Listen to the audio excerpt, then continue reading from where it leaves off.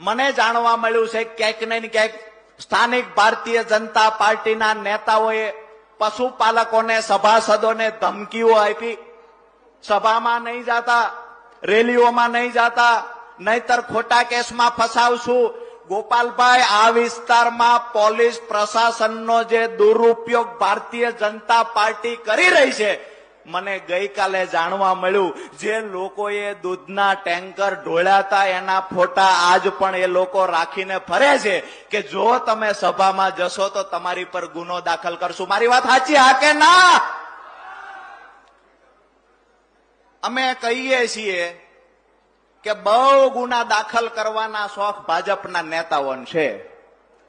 આજે પશુપાલકોના અવાજ દબાવવાનો પ્રયત્ન જે ભારતીય જનતા પાર્ટીના નેતાઓએ સાબર ડેરીના સંચાલકોની સાથે મળીને કર્યા, એ લોકોને કહેવા આવ્યા છીએ કે પશુપાલકોનો અવાજ બનીને પરિણામ સુધી લડવાની તૈયારીથી અમે અહીંયા મોડાસાથી ગર્જના કરીએ છીએ. આવનાર સમયમાં આ લડાઈ સૌરાષ્ટ્રમાં પણ જશે, દક્ષિણ ગુજરાતમાં પણ જશે. એક એક પશુપાલકને એના નફાનો હિસાબ આપવો પડશે. અને જે તમને કેસ કરવાનો ફાંકો લઈને ફરો છો, અમે કેસ કરશું, અમે પોલીસને લાવશું.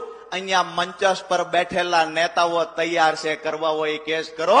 અમારી લડાઈ આજથી અમારી લડાઈના શ્રી ગણેશ થાય છે અને પરિણામ સુધી અમારી લડાઈ ચાલુ રહે છે.